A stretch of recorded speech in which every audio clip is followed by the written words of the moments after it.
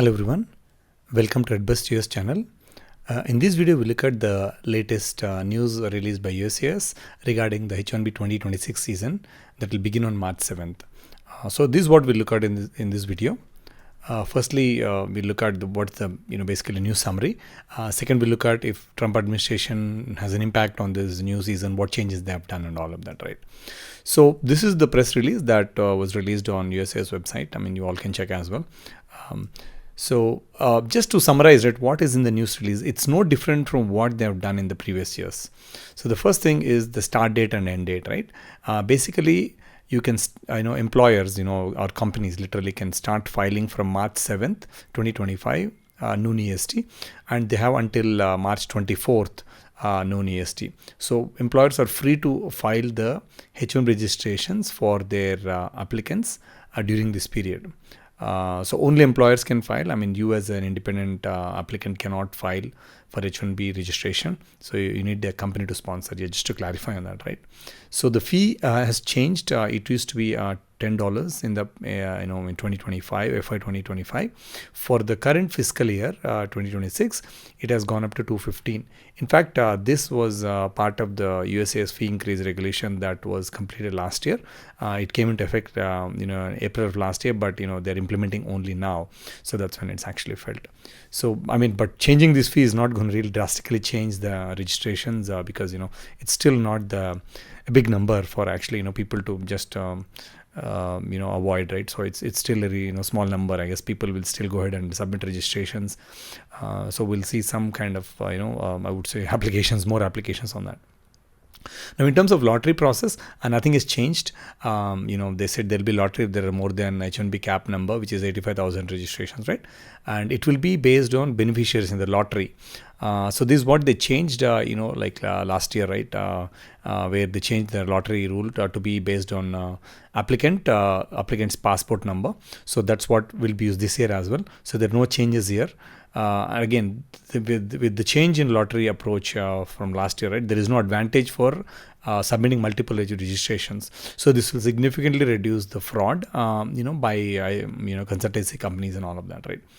So similar to last year, you can expect results by March 31st. Again, this comes, 1 or 2 days plus or minus, right? So that's how it is. Usually it comes ahead of time, and the final announcement comes on that particular day.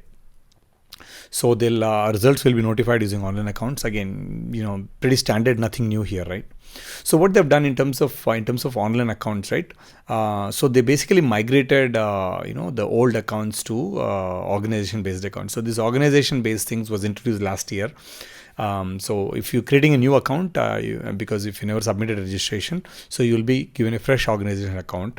But in the past, if you had an account between 2021 and 2024 fiscal years, and now you didn't submit last year, but now if you try to, submit a registration, your account will be migrated to an organization account. So this is what they will do.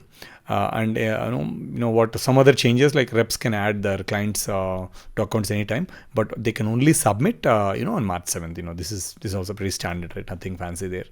So they've done some other enhancements, right? Again, this is just what they've given in the notice that only applicants selected can submit the petition, which is obvious, right? So what they've done also is to enhance the system to be able to take the information from the H1B registration to I-129 form for some of them when you file online.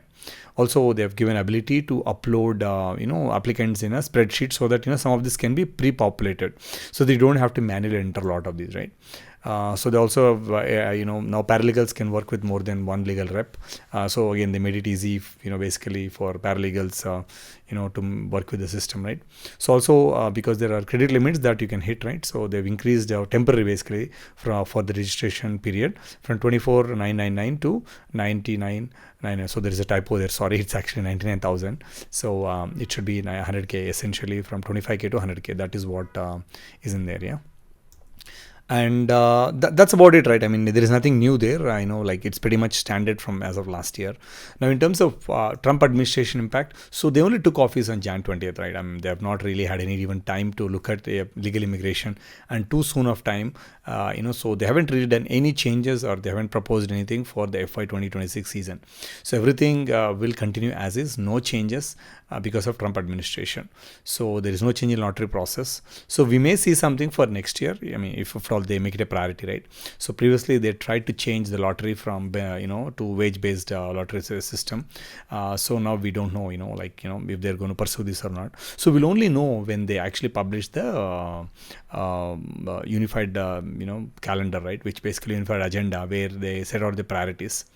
So that's what it is. So I guess it's a pretty standard news release. So again, nothing new. If you have any questions, please leave it in the comments. Do subscribe for getting regular updates. Again, thank you for watching.